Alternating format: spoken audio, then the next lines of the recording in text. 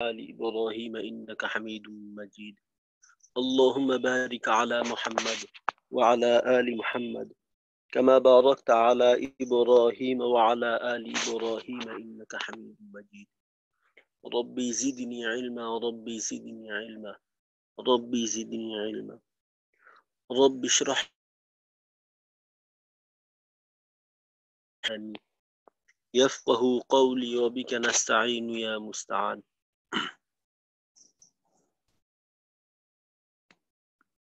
بسم الله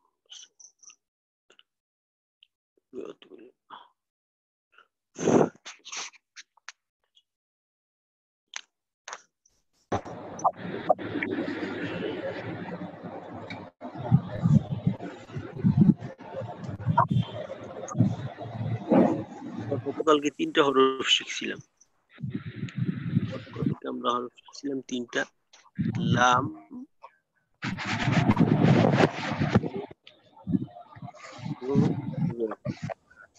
এই তিনটা হরফ শিখছিলাম আমরা একজন আসল উচ্চারণ শুনেন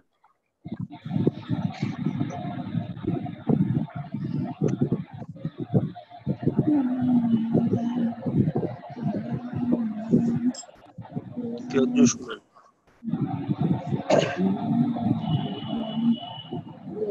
মুর্শিদ ভাই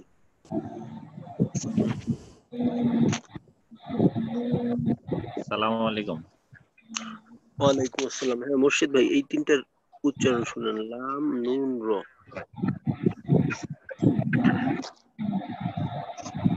লা লা লি লি লু লু আল ইল উল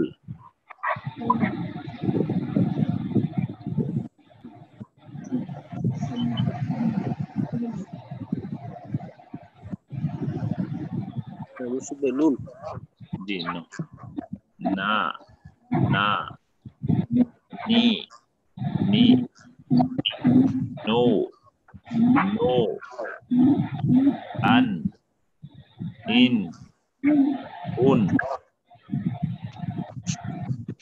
র র রি রি রু রু আর ইর উর উর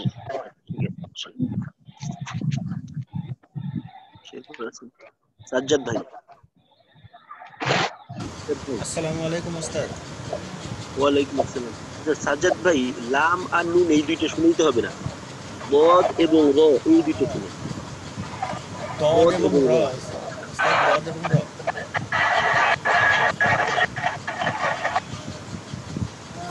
ওস্তাদ শুনতেছেন হ্যাঁ শুনতেছি দ দ রি রি দু দু আদ ইদ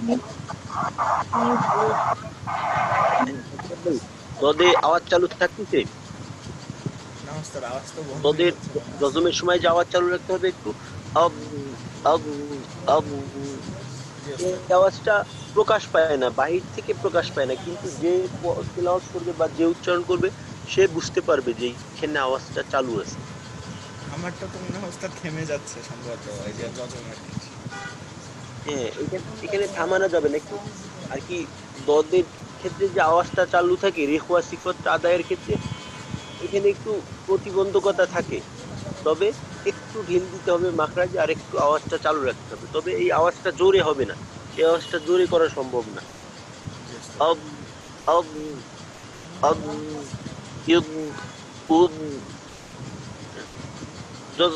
জজম দিয়া বলেন আর একবার আদ আদ ইদ উদ তালবিন আবার কলকলার মতো হয়ে যাচ্ছে সম্ভবত হ্যাঁ আবার বলেন সাজ্জাদ ভাই জজম দিয়ে আবার বলেন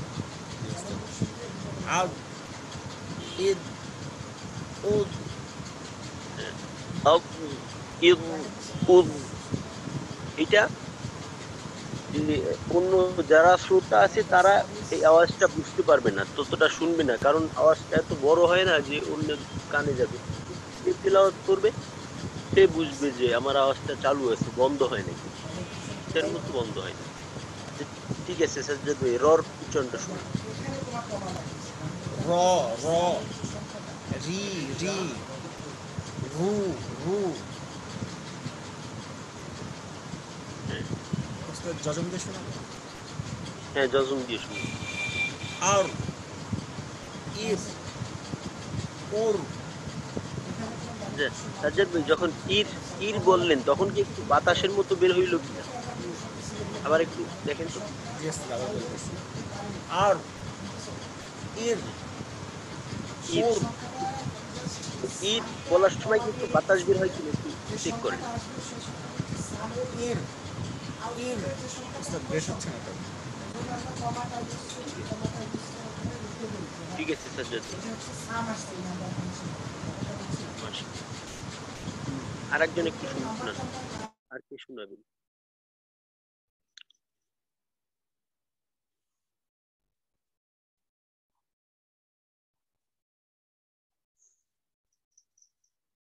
দদ এবং রর উচ্চারণ, এই দুইটার উচ্চারণ, দদের উচ্চারণ হলো দ, দ, দি, দি, দু, দু, আদ, ইদ, উদ। আর রর উচ্চারণ হলো র, র, রি, রি, রু, রু, আর, ইর, উর, আর, ইর, উর। শাকিল ভাই। আসসালামু আলাইকুম রহমতুল্লাহ। ওয়ালাইকুম আসসালাম। হ্যাঁ শাকিল ভাই শুনান। জি ওস্তাদ। দো, দো, দুই, দুই, দু, দু, আব, হ্যাঁ শাকিল ভাই, আবার আরেকবার শুনুন। দো, দো, দুই, দুই, দু, দু। হ্যাঁ শাকিল ভাই, আমি যেভাবে শুনতেছি আমার মনে হইতেছে মোটা হইতেছে, কিন্তু এই মোটার পরিমাণটা আরো একটু বাড়ানোর চেষ্টা করতে হবে। ব, ব, দুই, দুই, দু, দু। অর্থাৎ জিহ্বাটাকে একেবারে জিহ্বার গোড়া থেকে নিয়ে আগার কিনারার আগ পর্যন্ত, লামের মাখরাজের আগ পর্যন্ত উপরের দিকে ধাক্কা দিয়ে মাখরাজের অর্থাৎ উপরের তালুর সাথে তালুর দিকে উঠানোর মাধ্যমে আওয়াজটা করার চেষ্টা করতে হবে। জিহ্বাটাকে উপরের দিকে ধাক্কা দিয়ে রাখতে হবে, জি তখন ওস্তাদ। উচ্চারণ করাটা সহজ হবে। দ, দ, দুই, দুই, দু, দু। শাকিল ভাই আরেকবার বলেন। দো, দো, দুই, দুই, দু, দু, হ্যাঁ ঠিক আছে, মাশাআল্লাহ। হ্যাঁ, জজম। আব, ইদ, উদ। হ্যাঁ শাকিল ভাই, আওয়াজটা কি হঠাৎ বন্ধ হয়ে যাইতেছে নাকি একটুক্ষণ চালু থাকতেছে? হঠাৎ বন্ধ হয়ে যাচ্ছে। হ্যাঁ, এখানে আমরা জানি যে দদের 2 নম্বর সিফাত হলো রিখওয়া। আর রিখওয়ার ক্ষেত্রে যে কাজটা করতে হয় যে মাখরাজে একটু ঢিল রাখতে হয়, একটু দুর্বলতা থাকে, আর আওয়াজটা চালু থাকে। এই আওয়াজটা চালু রাখতে হবে, বিশেষ করে যখন জজম বা তাজদিদ উচ্চারণ করব, সিদ্ধার মতো যেন আওয়াজটা বন্ধ না হয়। অত, অত, এই যে আওয়াজটা একবারে বন্ধ করে দিলাম, কিন্তু এইখানে করতে হবে কি, এখানে করতে হবে আব, এই দদের মাখরাজে গিয়ে একটু আওয়াজের রেশ বাকি রাখতে হবে, জি ওস্তাদ। আওয়াজের একটু রেশ সামান্য সময় বাকি রাখতে হবে। আব, আব, আব, আব, ইদ, উদ। হুম, জি ওস্তাদ। জজম। বলছি, আব, ইদ, উদ। হ্যাঁ, এখানে বন্ধ হয় কিনা যে পড়বেন সে ভালো বুঝবেন। তো এইখানে মনে রাখতে হবে সিদ্ধার মতো আওয়াজটা বন্ধ করা যাবে না, রেখোয়ার মতো আওয়াজটা চালু রাখতে হবে, কারণ এখানে রেখোয়া সিফাত। যেমন কিনা আমরা যখন সদ পড়ি, আস, ইস, উস, তারপর সা, আস, ইস, উস, আফ, ইফ, উফ, আহ, ইহ, উহ, এই যে আওয়াজ চালু থাকে। তো যে সমস্ত হরফে আওয়াজের সাথে বাতাস চালু থাকে ওই আওয়াজটা একটু স্পষ্ট বোঝা যায়, কিন্তু যেখানে বাতাস চালু থাকে না ওইখানে, বিশেষ করে দদের ক্ষেত্রে, তো এইখানে কিছু কিছু ক্ষেত্রে দেখা যায় যে আওয়াজটা বড় করাটা সমস্যাকর হয় আর বড় করা যায় না। তো দদের ক্ষেত্রে আওয়াজটা বড় করা যাবে না, তবে আপনি যখন পড়বেন আপনি বুঝবেন যে এটা চালু আছে। আরেকবার একটু জজম দিয়ে বলেন। আদ, ইদ, উদ, হ্যাঁ, আচ্ছা, মাশাআল্লাহ। র র, রি, রু, র, র, জেড দিয়ে যখন পড়বো তখন, শাকিল ভাই, জেড দিয়ে যখন পড়বো তখন কি মোটা করব না পাতলা করব? একটু পাতলা করবো উস্তাদ। হ্যাঁ, পাতলা। তো জেড এর সময় মোটা হয়ে গেছে। জি উস্তাদ। আবার বলেন। র, র, রি, রি, রু, হ্যাঁ, রু, হ্যাঁ, আর, জজম, ইর, উর, ইর, উর। আবার জজমের ডাইনে পেশ থাকলে মোটা, উর, উর, উর, উর। আবার আওয়াজ চালুও রাখতে হবে, উর। আচ্ছা, ঠিক আছে, মাশাআল্লাহ। সালাউদ্দিন ভাই। জি উস্তাদ, আসসালামু আলাইকুম। ওয়ালাইকুম আসসালাম। হ্যাঁ, সালাউদ্দিন ভাই, দদ। জি উস্তাদ। ড, ড, ডি, ডি, ডু, ডু। হ্যাঁ, সালাউদ্দিন ভাই, আওয়াজ আরেকটু ধীরে ধীরে করেন, আচ্ছা উস্তাদ। আরেকটু ধীর স্থিরতা। হ্যাঁ, ড, ড, ডি, ডি, ডু, হ্যাঁ, ডু। হ্যাঁ, সালাউদ্দিন ভাই, যখন জের হইতেছে অর্থাৎ দুই দুই, তো এইখানে আইসা একটু ভিন্ন রকম মনে হইতেছে। তো জেরটার দিকে আরেকটু নজর দিতে হবে। উস্তাদ। ওই সময় মাখরাজের দিকে একটু বিশেষভাবে খেয়াল রাখতে হবে। প্রত্যেকটা উচ্চারণের আগে এই উচ্চারণের ক্ষেত্রে আমার কি কি করণীয়, যেহেতু এখন আমরা এক একটা হরফের উচ্চারণ পড়তেছি আলাদা আলাদা ভাবে। এইখানে এমন না যে সামনে হরফ আছে পিছনে হরফ আছে, অনেক খেল একসাথে। তো প্রত্যেকটা হরফ যখন আলাদা পড়তেছি তখন এই হরফটার জন্য কি কি করতে হবে। উস্তাদ আমি তো প্রথমে মাখরাজ। হ্যাঁ, উস্তাদ, আমি তো ওই যে জিহ্বার দুই পাশই উপরের নাড়ির দুই দাঁতের সঙ্গে লাগাই উচ্চারণ করার চেষ্টা করতেছি আর কি।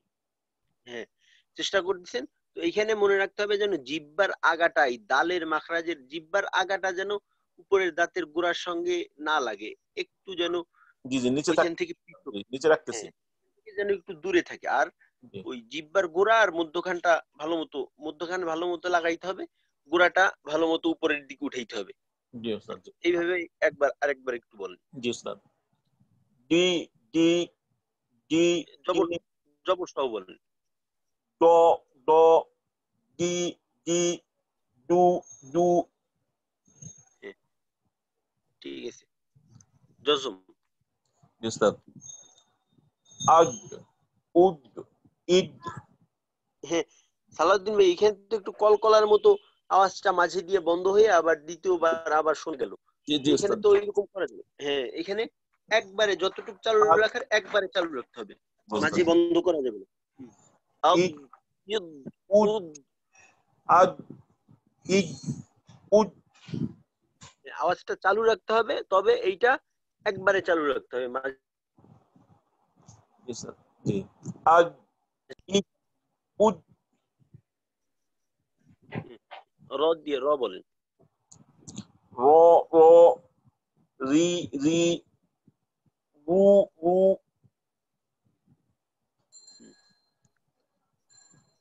আরো, জজম। আরো। হ্যাঁ, ইদ, এই উর। সালাউদ্দিন ভাই, যখন যখন আর এর উচ্চারণ হইতেছে তখন কি ঠোঁট খোলা থাকতেছে নাকি একটু গোল হইতে চাইতেছে? একটু গোল হওয়া চাইতেছে একটু। হ্যাঁ, তো এই গোল হইতে দেওয়া যাবে না, জি জি, বুঝতে একটু পারছি। খোলা রাখার চেষ্টা করতে হয়। আও, অর্থাৎ আমি জবরের উচ্চারণের সময় যেভাবে খোলা রাখলাম, হামজার জবরের সময় ওইভাবে রর জজমের মাঝেও খোলা রাখতে হবে। আও, আরো, ইর, ইর, উর, উর। হুম, উর, উর, রমট। উর। ঠিক আছে, মাশাআল্লাহ। উস্তাদ।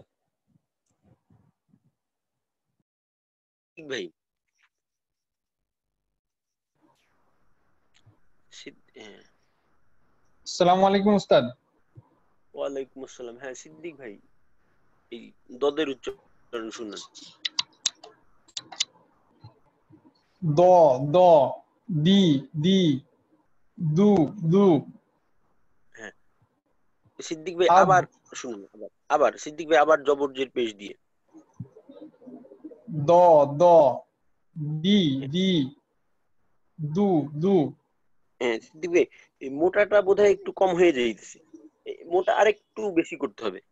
ব ব ব ব দুই দুই দু দু ব দুই দু ব দুই দু মাগদু মাগদুবি ওয়ালা ضالين ওয়ালা ضالين। জি ওস্তাদ আরেকবার আরেকবার চেষ্টা করি। হ্যাঁ হ্যাঁ দ দ দি দি দু দু ওই দ যখন বললেন তখন ঠিক আছে, কিন্তু জের এবং পেশের সময় ওই সময় যদি মোটা না করা হয় তখন কিন্তু দালের মতো হওয়ার সম্ভাবনা থাকবে, তো এইখানে একটু খেয়াল রাখতে হবে। আচ্ছা ঠিক আছে, এবার ঠিক আছে জসম আজাদ। জসম আদ ইদ উদ তো দালের মতো কলকলার মতো হইতেছে, যেমন আদ আদ, ইদ উদ তো আবার চালু রাখার চেষ্টা করতে হবে। আব ইদ উদ আব ইদ উদ।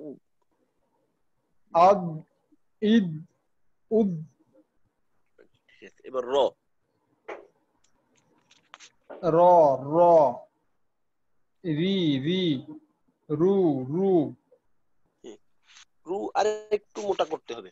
রু রু রু রু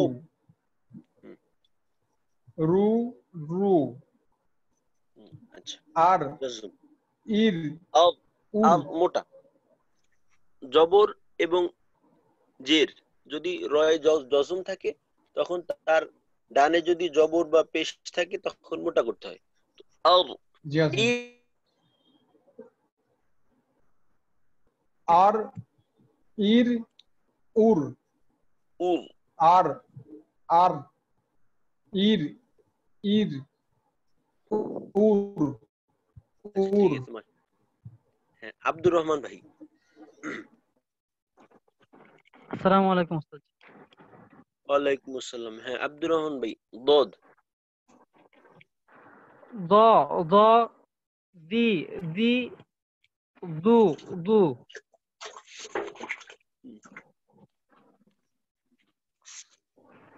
হ্যাঁ আব্দুর রহমান ভাই। জি উস্তাদ, শোনা যাচ্ছে উস্তাদ জি? হ্যাঁ শুনতেছি। আউদ ইদ উদ। হ্যাঁ একটু কলকলার মতো মনে হইলো যেন। তো উস্তাদ জি আবার বলতেছি আর কি। আউদ ইদ উদ উদ। হ্যাঁ, আচ্ছা, ঠিক আছে। র র র রি রি রু রু জজম আর ইর উর। আচ্ছা ঠিক আছে মাশাআল্লাহ। উস্তাদ জি ওই একটা প্রশ্ন ছিল আর কি, দদের ক্ষেত্রে দদের আহ, শেষের দিকে আর কি, তখন হচ্ছে জিহ্বার আগাটা মাঝে মাঝে তালুর সঙ্গে লেগে যায়, উপরে তালুর সঙ্গে লেগে যায়, সেক্ষেত্রে কোনো সমস্যা হবে কিনা? জিহ্বার আগাটা যদি উপরের তালুর সঙ্গে লাগে এই ক্ষেত্রে সমস্যাটা তত না, কিন্তু জিহ্বার আগাটা যদি ওই দাঁতের গোড়ার সাথে লাগে তো তখন দেখা যায় দালের মতো আওয়াজ হওয়ার সম্ভাবনা থাকে। যদি উপরের তালুর দিক সাথে লাগে তখন উচ্চারণগত আপনার তেমন সমস্যা হবে না, কারণ আপনার মূল মাখরাজ হলো যেটা, আপনার মূল মাখরাজ ঠিক রাখার পর বাকি জিহ্বারটা আপনি যে কোনো জায়গায় রাখতে পারেন। তবে আমি এই জন্য বলি যে একটু দূরে রাখার জন্য, কারণ আমাদের এমনিতেই দদটা দালের মতো হইতে চায় অনেক সময়, তো এইটার থেকে যেন বাঁচাটা সহজ হয় এই জন্য বলি যে একটু দূরে রাখবে। জি উস্তাদ, জাযাকাল্লাহ খাইর। তো আজকে আমাদের সামনের মাখরাজ হলো 11 নাম্বার মাখরাজ, আর লিসানের অর্থাৎ জিহ্বার 8 নাম্বার। তো 11 নাম্বার মাখরাজটা কি? জিহ্বার আগা সানায়া উলিয়ার গোড়ার সঙ্গে লাগাইয়া, জিহ্বার আগা সানায়া উলিয়ার গোড়ার সঙ্গে লাগাইয়া। এর হরফ হলো 3টি, ও দাল তা, ও দাল তা। তো প্রথমে তো তর মাঝে কয়টি সিফত? হ্যাঁ, তর সিফত কে শোনাবেন? একজনে শুনান তর সিফত। আমি বলবো হুজুর, জি হচ্ছে হামস, সিদ্ধা, ইস্তেলা, ইব্বাত, তারপর হচ্ছে আপনার ইসমাত আর কলকলা। কলকলা। হ্যাঁ, এখানে একটা বিষয় লক্ষণীয় যে তর মাঝে মোট সিফত আমরা পেলাম 6টি। 1 নাম্বার হামস, 2 নাম্বার ভুল বললাম, 1 নাম্বার জাহার, 2 নাম্বারে সিদ্ধা, 3 নাম্বার ইস্তিআলা, 4 নাম্বার ইতবাক, 5 নাম্বার ইসমাত, 6 নাম্বার কলকলা। তো তর মাঝে মোট সিফতের সংখ্যা হলো 6টি। এই 6টি সিফতের মাঝে একটা সিফতও দুর্বল নেই, 5টা সিফত শক্তিশালী আর একটা সিফত হলো মধ্যম ইসমাত। এই তর মতো একটা হরফও নেই যেখানে কিনা সবগুলা আর কি কোনো দুর্বল সিফত নেই এমন হরফ শুধুমাত্র ত। মোট যে কয়টি হরফ আছে এই সব হরফের মাঝে শুধুমাত্র তই একমাত্র হরফ যে হরফের মাঝে কোনো দুর্বল সিফত নেই, কোনো দুর্বল সিফত নেই। আর সব হরফের মাঝে আপনি দুর্বল সিফত কম বেশি পাবেন, কিন্তু তর মাঝে কোনো দুর্বল সিফত নেই। তাই ত উচ্চারণ করার ক্ষেত্রে কোনো জায়গায় ছাড় নেই,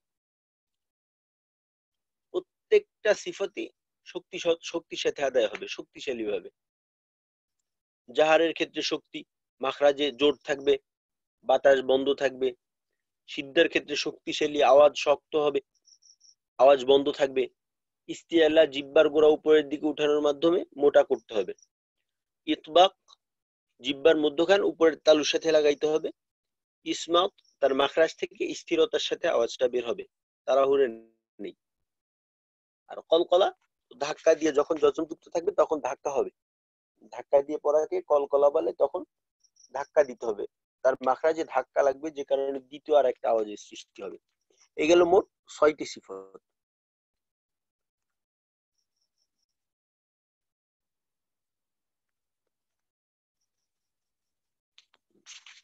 তো এবার আমরা জবর দিয়ে তর উচ্চারণ করার চেষ্টা করব। জবর, হ্যাঁ, আমার সাথে 2-1 জন থাকেন। মোর্শেদ ভাই, সাজ্জাদ ভাই, শাকিল ভাই, হ্যাঁ হ্যাঁ সাজ্জাদ হোসেন। আচ্ছা, 4 জন হয়েছে। ঠিক আছে, ঠিক আছে, আপনারা অডিও চালু রাখেন।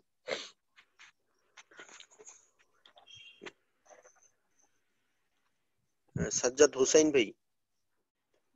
আসসালামু আলাইকুম ওস্তাদ। ওয়ালাইকুম আসসালাম। আপনি কিছু বলবেন? ও না ওস্তাদ, ওই যে হাত তুলছিলাম তো একটু মনে হয়। আচ্ছা ঠিক আছে। আচ্ছা তাহলে দেখেন, তর উচ্চারণ করার ক্ষেত্রে প্রথমে মাখরাজ হলো জিহ্বার আগাটাকে উপরের দাঁতের সাথে লাগাবো। তর উচ্চারণটা কিন্তু আসলে একটু সমস্যাকর। তর উচ্চারণটা একটু বিশেষভাবে খেয়াল করতে হবে তর উচ্চারণের দিকে, যেমনটা কিনা ইতিপূর্বে আমাদের দদ গেছে, দদটা যেমন একটু সমস্যাকর, তটাও তেমন একটু সমস্যাকর। তো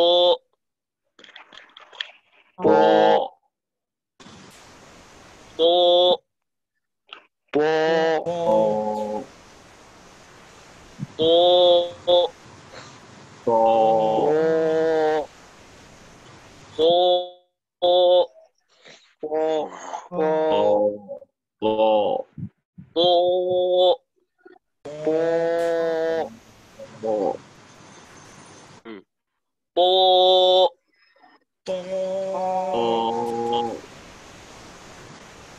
মাখরাজে অর্থাৎ তর উচ্চারণটা এমন যে জিহ্বার গোড়ায়ও কাজ আছে, জিহ্বার মাঝেও কাজ আছে, আর জিহ্বার আগায় তো কাজ আছে। তো জিহ্বার কোনো অংশ কাজ ছাড়া নেই, জিহ্বার প্রত্যেকটা অংশই ব্যস্ত তর উচ্চারণ করার জন্য। জিহ্বার আগাটা মাখরাজ, জিহ্বার মধ্যখান ইতবাক সিফত, জিহ্বার গোড়া ইস্তিআলা সিফত, আর জাহার সিদ্ধার কারণে মাখরাজ শক্তিশালী হবে। তো সব জায়গায় ব্যস্ততা। প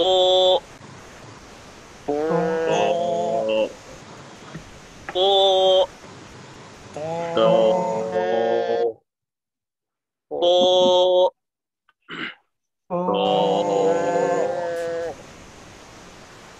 প প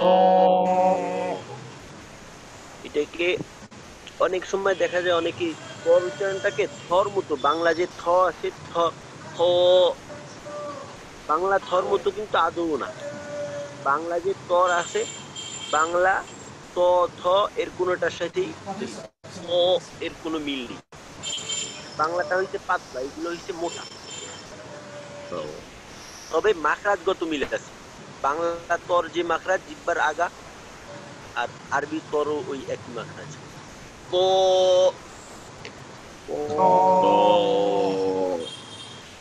প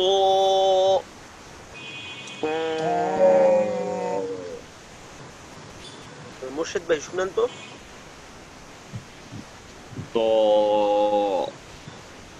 সাজ্জাদ ভাই শুনান।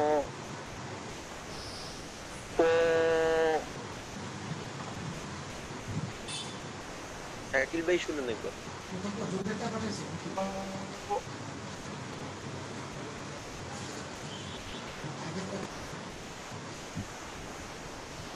প প প প প প তর মাঝে ওই মোটা হয়, তো এই কারণে দেখা যায় যে অন্যদিকে অনেক বেশি খেয়াল করতে গিয়ে ঠোঁটটা একটু গোল হইতে চায়।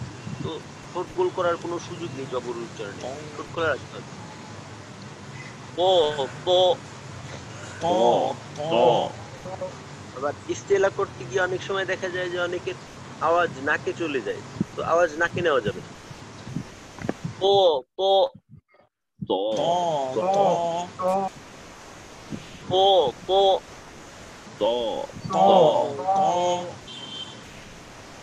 প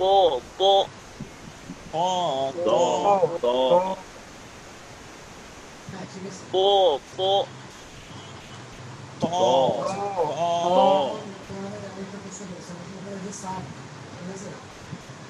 এবার আমরা একটু জেড দিয়ে দিই।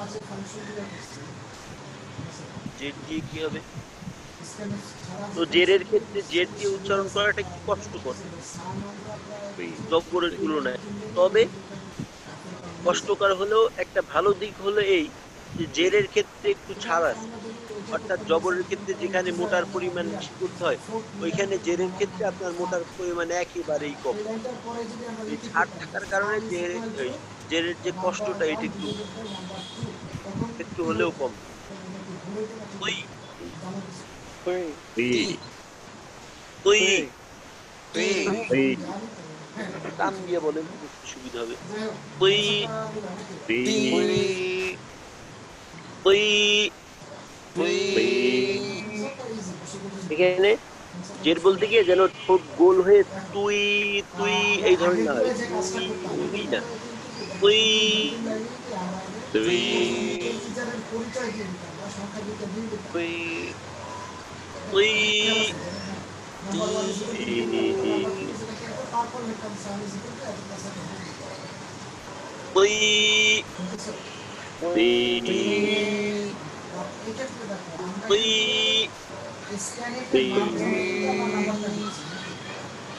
তুই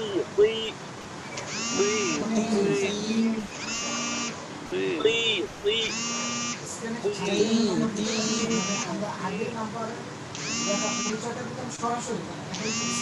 আর সাজ্জাদ হোসাইন আপনার অডিওতে মনে হয় একটু প্রবলেম হইতেছে, একটু কথার আওয়াজ আসছে।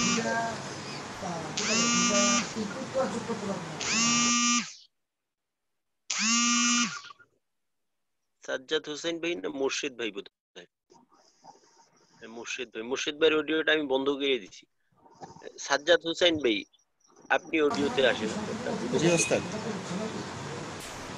তুই তুই তি তি তুই তুই তি তি এই জেরের উচ্চারণে ভালো মতো খেয়াল রাখতে হবে। এখানে বিভিন্ন অনেক কিছু হইতে চায়, তুই হইতে চায়, তুই অনেক কিছু হয়ে যাবে। তো এর ভিতর থেকে আমাদের তর উচ্চারণটা বের করতে হবে। তুই তুই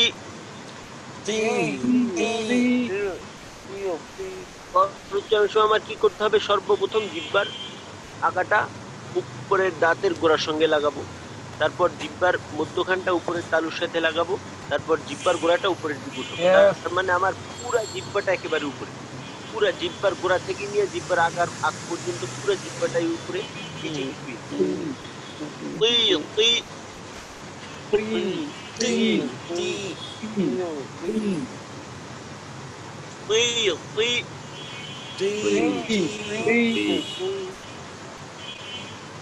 শফিকুল ভাই কি কিছু বলবেন? শফিকুল জি ইসলাম হুজুর, আসসালামু আলাইকুম। একটা প্রশ্ন ছিল হুজুর। জি, শুনতে পাচ্ছেন আমার কথা? হ্যাঁ শুনতেছি। হুজুর, আসলে প্রশ্নটা ছিল, যেহেতু আপনার জিহ্বাটা উপরে দাঁতের গোড়ায় লাগানোর পরে মাঝখানটা কালো বড় লাগানোর পরে যখন আপনি উচ্চারণ করতে যায়, তখন দেখা যাচ্ছে সবার আগে দাঁতের গোড়ায় যে আগাটা লাগা আছে সেটাই ছুটে যায়, মানে উচ্চারণটা করার আগেই দেখা যাচ্ছে আসলে পুরোটা একসাথে উপরে তোলার আগেই মাছটা সেই সাথে চলে যাচ্ছে। ঠিকঠাক আপনার প্রশ্নটা এমন যে যে কাজগুলো করণীয়, অর্থাৎ জিহ্বার গোড়া, জিহ্বার মধ্যখান, জিহ্বার আগা যেখানে রাখার ওইখানে রাখার পরে উচ্চারণের আগে এইটা পৃথক হয়ে যায়, এইটাই তো নাকি? জি হুজুর। হ্যাঁ। তো এইখানে আপনি কিন্তু যখন আপনার উচ্চারণটা বের হবে ওই মুহূর্তে আপনি এইখানে লাগাই রাখতে পারবেন না। উচ্চারণ প্রক্রিয়াটা কেমন হবে? যে আমার এই অবস্থানে থাকতে হবে, এই অবস্থানে থাকার পর আমার ফুসফুস থেকে যে একটা ধাক্কা আসবে, ধাক্কাটা লাগার মাধ্যমে এক জায়গা থেকে আলাদা হয়ে যাব। ওই জায়গা থেকে আলাদা হইলে তখন গিয়ে আমার তর উচ্চারণের সৃষ্টি হবে। যেমনটা কিনা গতকালকেও বোধহয় এই বিষয়টা বলা হয়েছিল। যেমন বা, বার ক্ষেত্রে বোঝাটা সহজ, কারণ বা একেবারেই দৃশ্যমান মাখরাজ, তো বার, এই জন্য এটা বোঝা সহজ। তো দেখেন আমি যখন বা উচ্চারণ করব, আমরা বা, বার মাখরাজ কি দুই ঠোঁট থেকে বা উচ্চারিত হয়। তো দেখেন বা উচ্চারণের জন্য প্রথমে আমরা দুই ঠোঁট মিলাই, কিন্তু উচ্চারণটা যখন বের হয় তখন কি আমাদের ঠোঁটটা এক থাকে? ঠোঁটটা কিন্তু পৃথক হয়ে যায়। বা বা কিন্তু একটু গভীরভাবে লক্ষ্য করেন যে ঠোঁটটা আলাদা হওয়ার আগেই ঠোঁটের একটা ধাক্কা অনুভূত হয়। ওই যে ধাক্কাটা, ওই ধাক্কাটা ঠোঁট খুলে দিলেই বায়ে, বায়ের উচ্চারণে রূপান্তরিত হবে। তো তর ক্ষেত্রেও একই, তো না, প্রত্যেকটা হরফের ক্ষেত্রেই বিষয়টা এমন যে মাখরাজে গিয়ে অবস্থান করতে হবে, তারপর ভিতর থেকে একটা ধাক্কা আসবে, ওই ধাক্কার মাধ্যমে, ধাক্কা বলতে ধাক্কাটা হালকা বাতাস আকারে আসবে, ওইটার মাধ্যমে মাখরাজটা পৃথক হয়ে যাবে এবং আওয়াজের সৃষ্টি হবে। শফিকুল ভাই, এখন বোধহয় একটু সহজ হয়ে গেছে নাকি? জি হুজুর, এবার বুঝতে পারছি হুজুর কিছুটা। ধন্যবাদ হুজুর। জি, ঠিক আছে হুজুর। আচ্ছা ঠিক আছে। তো আমরা তুই এর উচ্চারণটা দেখি। তো তো যখন জেড থাকবে তখন মোটার পরিমাণ একেবারেই কম, অর্থাৎ স্টেলার যে আমরা 5টা স্তর পড়ছিলাম, এইখানে সবচেয়ে শেষ, সবচেয়ে কম। তুই তুই তুই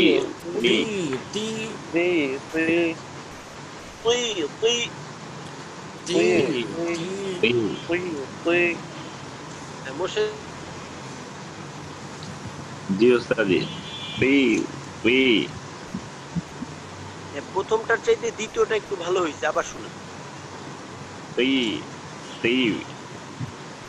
তুই অর্থাৎ একটু ব্যতিক্রম করার চেষ্টা করতে হবে। এতদিন যা করতাম, এতদিনের যে কাজটা ছিল, এইটার থেকে বের হইতে হবে আগে। এইটার থেকে বের হওয়ার জন্য যদি আমি আর একটা ভুলও বলি সমস্যা নেই, কারণ আমার এতদিনের যে অভ্যাস, এই অভ্যাসটাকে ভাঙতে হবে না। আচ্ছা ঠিক আছে। তুই তুই হ্যাঁ ঠিক আছে। শাকিল ভাই, শাকিল ভাই শুনুন। তুই তুই আরেকবার। আচ্ছা ঠিক আছে। সাজ্জাদ ভাই, যাত্রাবাড়ি। তুই তুই হুজুর এখানে তো আবার জেড দিয়ে উচ্চারণ করতে গেলে এই তো মনে হচ্ছে বাতাস বেরোতে যাচ্ছে। বের হইতে চাইলে তো হবে না, এখানে বের হইতে চায়, ও তো চাইলে উচ্চারণ হবেই না, কিন্তু আমরা তো আর ওর চাওয়া পুরো করবো না। জি। আবার তুই আবার একটু বলেন। তুই তুই তুই তুই তুই তুই আবার সাজ্জাদ হোসেন ভাই, তীর তীর তুই তুই তীর তীর। ঠিক আছে সাজ্জাদ ভাই। হ্যাঁ, আর আর যে কোনো শুনান, কেউ শুনাইতে চাইলে শুনান। হ্যাঁ, আর কে শুনাবেন শুনান একটু, আমাদের তয় একটু বেশি সময়ের প্রয়োজন। আচ্ছা, সালাউদ্দিন ভাই। ইউস্তাদ ত ত জি বলেন। তি তি আচ্ছা ঠিক আছে সালাউদ্দিন ভাই, মাশাআল্লাহ আপনারটা আলহামদুলিল্লাহ ভালোই হয়েছে। আবার একটু শুনান সালাউদ্দিন ভাই, আর একটু ধীরে ধীরে। ত ত তি তি। হুম মাশাআল্লাহ ঠিক আছে। শফিকুল ভাই। জি আসসালামু আলাইকুম। ওয়ালাইকুম আসসালাম। ত ত তুই তুই। আচ্ছা ঠিক আছে মাশাআল্লাহ। হ্যাঁ, এবার আব্দুর রহমান ভাই, এলিফ্যান্ট রোড। ত ত তি তি। হ্যাঁ আব্দুর রহমান ভাই, তুই জেরের ক্ষেত্রে, জেরের ক্ষেত্রে আসলে ওই জিহ্বার গোড়াটা উপরের দিকে উঠতে চায় না, জিহ্বার মধ্যখানে উপরের দিকে উঠতে চায় না, তো এইখানে একটু জোরাজুরি করতে হবে। তুই তুই জি হ্যাঁ উস্তাদ। আব্দুর রহমান ভাই আরেকবার একটু বলেন।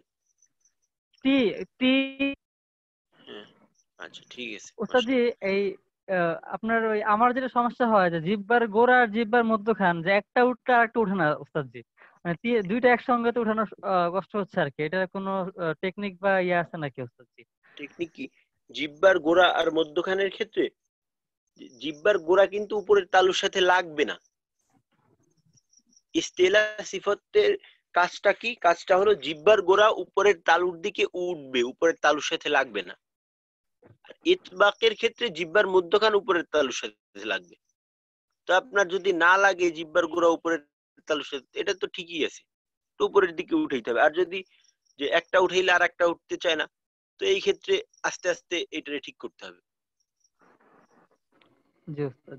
এখন আমরা তো প্রাথমিক অবস্থায় আছি, তো এই প্রাথমিক অবস্থায় এইটা না হওয়াটা হতাশাজনক না। হ্যাঁ মোহাইমিন ভাই। ত ত টি টি। হুম মোহাইমিন ভাই, তো তো এই আওয়াজটা ভালো হয়েছে। তুই এইটারেও ওই জবরের মতো আর একটু আরেকবার চেষ্টা করেন। টি টি টি জবর থেকে শুরু টি। করেন, জবর দুটোটাই বলেন। ত ত তুই হুম তুই। হ্যাঁ ঠিক আছে। মোহাইমিন ভাই, তুই বলার সময় কি একটু ঠোঁট গোল হইতে চাই কিনা? জি উস্তাদ, একটু তো হইতে চাচ্ছে। হ্যাঁ, তবে ওই তীর ক্ষেত্রে যখন দ্বিতীয়বার যখন বলছেন তখন বোঝা গেছে যে মোটা হয়েছে, তো মোটা আলহামদুলিল্লাহ ঠিক হইতেছে, তো এই গোলটারে একটু দূর করতে হবে। জি ঠিক জি আছে জি মাশাআল্লাহ। উস্তাদ। আচ্ছা পারভেজ ভাই। আসসালামু আলাইকুম ওস্তাদ। ওয়ালাইকুম আসসালাম। হ্যাঁ পারভেজ ভাই। ত ত তি তি হ্যাঁ তু তুই তুই তি তি আচ্ছা তু। দেখেন, হুম, এই তো এমন একটা হরফ, এইখানে যদি ইস্তেলা অর্থাৎ মোটা না করা হয় তখন ভারী সমস্যা। সমস্যাটা কি? তখন ডাইরেক্ট একেবারে লাহানে জলি বড় ভুল হয়ে যাবে। এটা কেন? কারণ তো যদি মোটা না করা হয় তাহলে তর উচ্চারণটা তার মতো একেবারেই তা হয়ে যাবে। কারণ ত আর তার মাঝে এই সবচেয়ে বড় পার্থক্য হলো যে তর মাঝে মোটা হয় আওয়াজ, ইস্তেলা হয়, ইস্তেলা ইতবাক, তার মাঝে পাতলা হয়। এইটার মাধ্যমে ত তার পার্থক্য। তো এইখানে যদি খেয়াল না দেওয়া হয় তখন কিন্তু সমস্যাটা বড় ধরনের হবে। তো এইখানে চেষ্টা করতে হবে মোটাটা যথাযথভাবে করা। জবর থাকা অবস্থায় মোটা না করলেও একটু একটু হইলেও পার্থক্য বোঝা যায়, যে মনে হয় এখানে ত বলতেছি, কিন্তু জের আর পেশের সময় এই সমস্যাটা সবচেয়ে বেশি হয়। পারভেজ ভাই আরেকবার আমারটা কি হচ্ছে ত আরেকবার শুনুন। ত ত টি টি টু জবরের উচ্চারণ টু জবরের উচ্চারণটা একটু হইতেছে, আর একটু মোটা করার চেষ্টা করতে হবে, কিন্তু জেরের মাঝে মনে হইতেছে মোটা হইতেছে না, তো জেরের ক্ষেত্রে আর একটু মোটা করতে হবে। আর টি জেরের মাঝে মোটার পরিমাণটা কম। তুই তুই টি টি আচ্ছা ঠিক আছে, মাশাআল্লাহ। টু এখন টু আচ্ছা ঠিক আছে পারভেজ ভাই, আমরা এখনো তুলতে যাইনি, এখন যাব ইনশাআল্লাহ। এবার দেখি পেশ। তো জবর আর পেশ, জবর আর জের হওয়ার পরে পেশটা সহজ। পেশটা জবরটা যদি ঠিক হয় তখন পেশের মাঝে আর সমস্যা থাকবে না, কারণ পেশের মাঝে ঠোঁট গোল করার একটা সুযোগ আছে, আর আমরা এই সব সময় ঠোঁট গোল করার সুযোগ সন্ধানে থাকি, তো এই সুযোগটা পাওয়া যায় এইখানে। হ্যাঁ, পু তো পু পু। তো আচ্ছা, আমরা জানি যে হরকতের উচ্চারণ তাড়াতাড়ি করতে হয়, কিন্তু এইখানে কিন্তু আমরা একটু লম্বা করছি, এখানে আমরা একটু লম্বা করতেছি, এর দ্বারা যেন কেউ ভুল না বুঝে হরকতের উচ্চারণ একটু লম্বা করার সুযোগ আছে। হরকতের উচ্চারণ লম্বা করার সুযোগ হয় না, যদিও সুযোগ নাই, যদি আমরা এখানে খালি ত পেশ টু দিছি, কিন্তু পড়ার সময় কিন্তু আমরা মনে মনে একটা মদের হরফ পরে একটা মদের হরফ মনে মনে ধরে তারপর পড়ছি।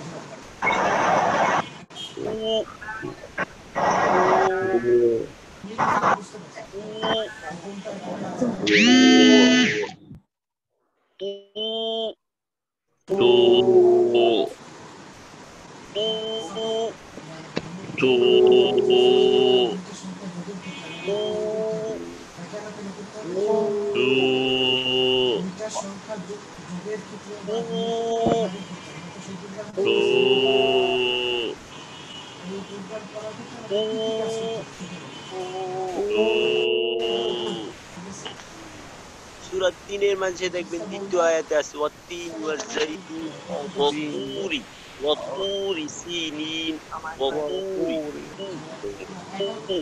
এখানে যদি আপনি মোটা না করেন তখন এটা তু থাকবে না, তখন হয়ে যাবে তু, তা পেশ তু হয়ে যাবে। আর তকে যদি তা বানানো হয় তো দেখা যাবে যে অনেক জায়গায় এর অর্থে পরিবর্তন আসতেছে, অর্থ পরিবর্তন হয়ে যাইতেছে, বড় সমস্যা হবে, মোটা করতে হবে।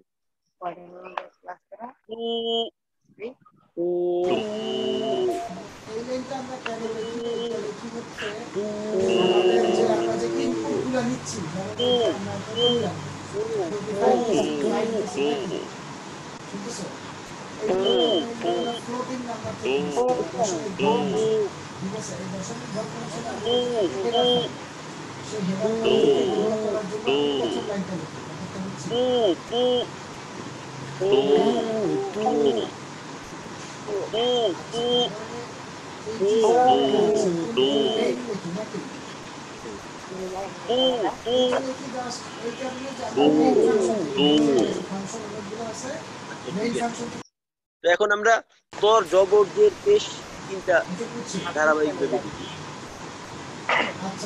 তো তো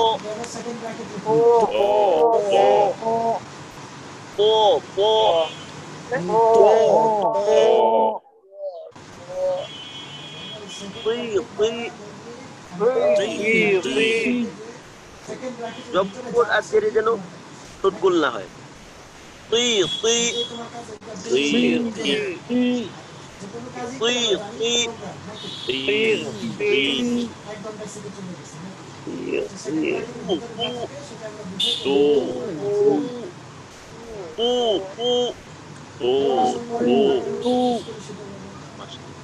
তো এখন আমরা জজম দেখব। আর তয়ে যখন জজম থাকে তখন কলকলা হয়, আমরা সবাই জানি। আর কলকলার মাঝে আমরা দুইটা ভাগ করছিলাম, কলকলা আলা আর আদনা। আলা মানে উপর, ঊর্ধ্বমুখী কলকলা, ঊর্ধ্বমুখী কলকলা হয় ত এবং কফের মাঝে। আর বাকি যে তিনটা আছে বা জিম ডাল, এখানে কলকলাটা হয় নিম্নমুখী, অর্থাৎ আওয়াজ পাতলা হয় কলকলার আওয়াজটা। আত্ম, এইখানে যেন আত্ম আত্ম এমন না হয়, আত্ম না। আত্ম হইলে কিন্তু আপনার তাসদিদ হয়ে যাবে, তাসদিদ না এখানে। আত্ম যদি বলি আত্ম হলে তাসদিদ হবে, আত্ম না, অত। এখানে শেষের যে আওয়াজটা, এটা সরাসরি তর মতো করা যাবে না।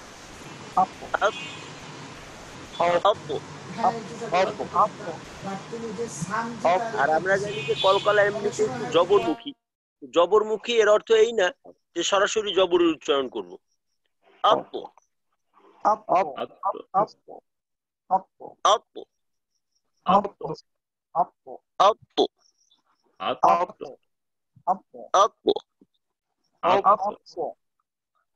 আত্ম আত্ম ইত্ত ইত্ত ইত্ত যেন হয়, ইত আর ইত। এই কলকলার মাঝে যে আওয়াজটা বন্ধ হয়, এই আওয়াজটার বন্ধ করার ক্ষেত্রে বেশি সময় নেওয়া যাবে না। বেশি সময় নিতে গেলে একটু সমস্যা হয়ে যাবে, বেশি সময় নেব না। ইল্প, ঠোঁট যেন গোল না হয়। কলকলা যত কলকলা আছে, কলকলার সব জায়গায় ঠোঁট খোলা, এখানে ঠোঁট গোল করার কোনো সুযোগ নেই। অর্থাৎ জজমের ক্ষেত্রে কোথাও ঠোঁট গোল করার সুযোগ নেই, শুধুমাত্র ওয়াও এর জজমে ঠোঁট গোল হয়, আর বাকি কোথাও ঠোঁট গোল হয় না। ইত্ত ইত্ত ইত্ত ইত্ত ইত্ত উত্ত। হ্যাঁ, উ বলার সময় ঠোঁটটা গোল করব, আর যখন তয়ের কলকলাটা করব তখন আমাদেরটা আবার খুলে যাবে। এটা জবর সময় যেমন খোলা থাকে ওইভাবে খুলে যাবে। উত্ত উত্ত উত্ত উত্ত উত্ত উত্তু, এই ধরনের যেন না হয়। উত্ত উত্ত আছে না, আল্লাযী আত'আমাহুম জু আত'আমাহুম আত'আমাহুম উত্ত উত্ত উত্ত যেন না হয়। উত্ত উত্ত আত্ত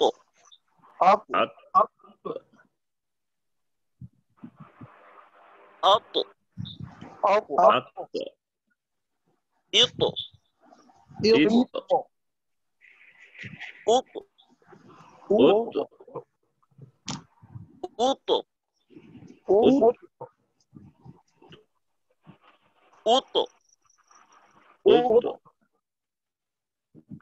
আত্ত ইত্ত উত্ত আত্ত ইত্ত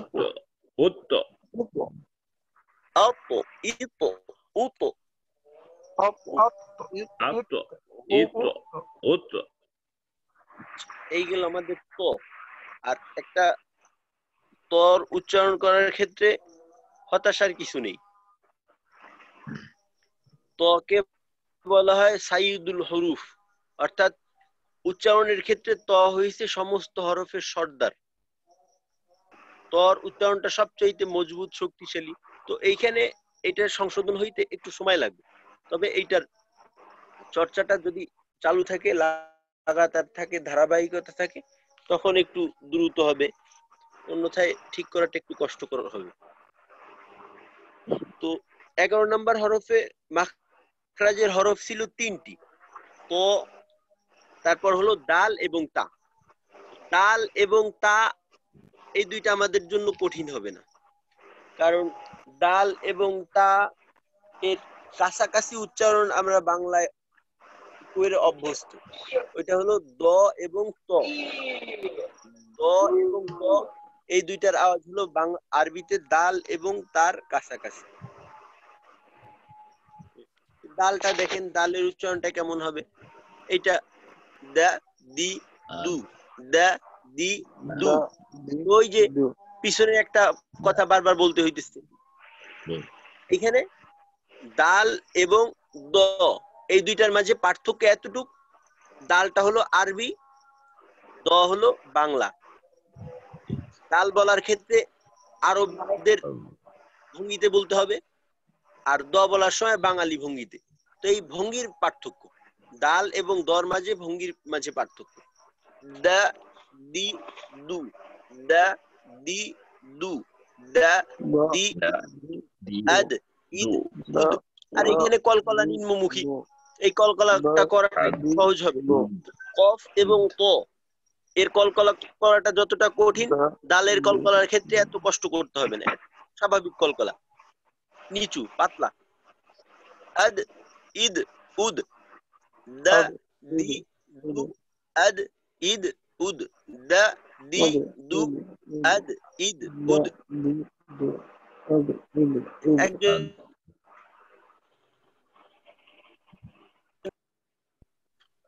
কে শুন,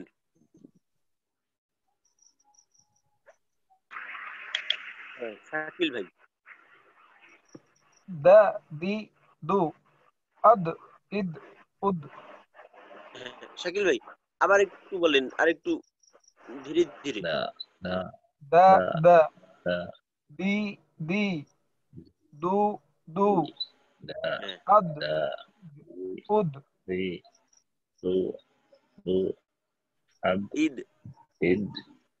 আচ্ছা ঠিক আছে শাকিল ভাই। হ্যাঁ আর একজন বলেন, হ্যাঁ মোর্শেদ ভাই মোর্শেদ ভাই বলেন। দা দা দি দি দু দু, আদ ইদ উদ। উদ। মোর্শেদ ভাই বাতাস নিয়ন্ত্রণে রাখতে হবে আর একটু। আচ্ছা ঠিক আছে মাশাআল্লাহ। হ্যাঁ আর কি বলবেন, আর কে শোনাবেন? শুনেন, আর দু একজন শুনেন।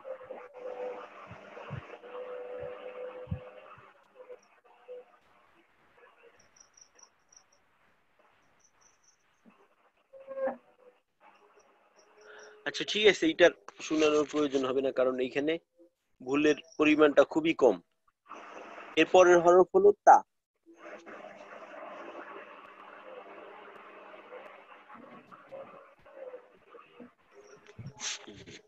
তা, তার হরফের সিফত হলো 5টি। তার মাখরাজ তো আমরা বললাম যে জিহ্বার আগা সানায়া আউলিয়ার গোড়ার সঙ্গে লাগাইয়া। আর তার সিফত হলো 5টি। প্রথম হামস, দুর্বল সিফত, বাতাস চালু।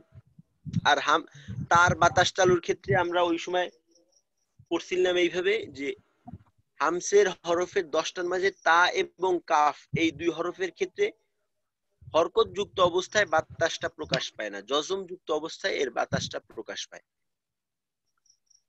তো প্রথম সিফতটা তার মাঝে দুর্বল, দ্বিতীয় সিফতটা হলো সিদ্ধা, শক্তিশালী সিফত এইটা, অর্থাৎ মাখরাজে একটু জোর থাকবে, আওয়াজটা একটু শক্ত হবে আর আওয়াজ বন্ধ থাকবে। 3 নাম্বার সিফত ইস্তিফাল, দুর্বল, জিহ্বার গোড়া নিচু থাকবে। 4 নাম্বার ইনফিতাহ, জিহ্বার মধ্যখান নিচু থাকবে। আর সর্বশেষ সিফত হলো ইসমাত। তো তার মাঝে শুধুমাত্র একটা সিফত হলো শক্তিশালী, ওইটা হলো সিদ্ধা, আওয়াজটা বন্ধ থাকে। আর বাকি সব সিফত হলো দুর্বল। তার উচ্চারণটা কেমন? তা তা তি তি তু তু। তো যখন আমরা জের জবর জের পেশ দিয়ে পড়বো, তখন যেন তার উচ্চারণে বাতাস বের না হয়, এই দিকটা একটু বিশেষভাবে খেয়াল রাখতে হবে। এই দিকটা যদি ঠিক থাকে তাহলে তার উচ্চারণে আর ভুল হবে না। তা তা তি তি তু তা তা তি তি তু তু। আর জজমের উচ্চারণটা আত, এই আত আত বলার পর একটু বাতাস বের করতে হবে। যখন আমরা সিফত করার সময় এটার হালকা মস্ক আমাদের হয়েছিল, আত ইত উত, আত ইত উত। তবে এই বাতাসটা যে বের হবে, এই বাতাসের পরিমাণটা কম থাকবে, এখানে যেন বাতাসের পরিমাণটা বেশি না হয়, বেশি হলে সমস্যা। আত ইত উত, তা তি তু, আত ইত উত, তা তি তু, আত ইত উত। শুনান দেখি। আত ইত উত আত ইত উত আত আত ইত উত।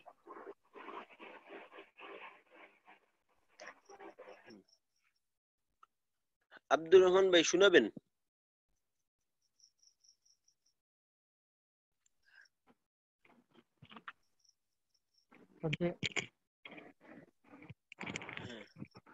আত আত আত উত জবরজের দিয়ে বলেন, জবরজের পেশ দিয়ে বলেন। তা তি তু। এই তু বলার সময় বোধহয় একটু বাতাস বের হয়ে গেল কিনা,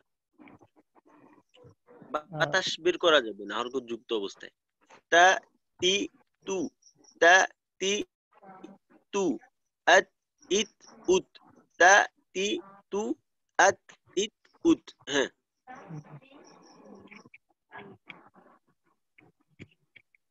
আচ্ছা ঠিক আছে। হ্যাঁ, শাকিল ভাই। ইয়েস আসসালামু আলাইকুম। ওয়ালাইকুম আসসালাম। তি তি তু তু আত ইত উত। হ্যাঁ, শাকিল ভাই বাতাস বের হয় জজম যুক্ত অবস্থায়? উস্তাদ হালকা একটু সামান্য একটু বের হচ্ছে। হ্যাঁ, সামান্য একটু বের করতে হবে, কারণ এখানে হামস সিফত আছে, এই হামস এর খাতিরে বাতাস একটু বের করতে হবে। হ্যাঁ, সালাউদ্দিন ভাই।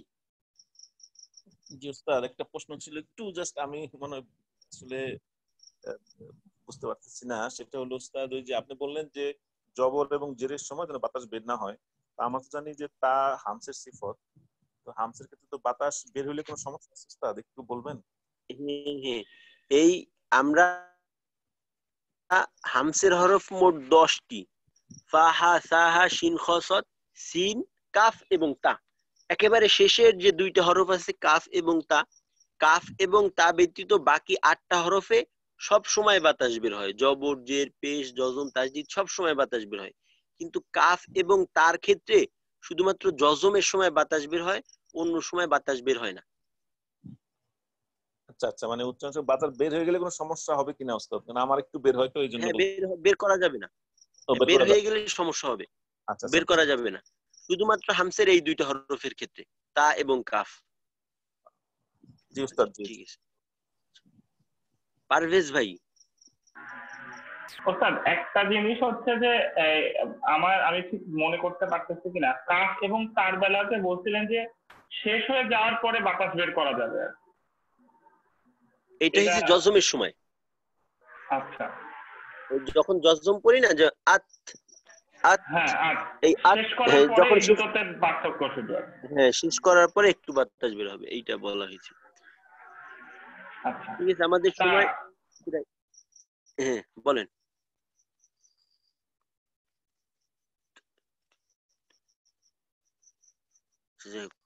আমাদের সময় প্রায় শেষ, তো আজকে আমরা 3টা হরফ পড়লাম, প দাল তা। তর উচ্চারণটা এইভাবে, প প, তুই তুই, তু তু, গেল তো, আত আত, ইত উত, তা দাল, দা দা, দি দি, দু দু, আদ ইদ উদ, তা তা তা, তি তি, তু তু, আত ইত উত। এই 3টা সহ পিছনের প্রত্যেকটা উচ্চারণ আমরা কম বেশি দেখে আসার চেষ্টা করব। আসসালামু আলাইকুম ওয়া রাহমাতুল্লাহি ওয়া বারাকাতুহু। ওয়া আলাইকুম আসসালাম ওয়া রাহমাতুল্লাহ।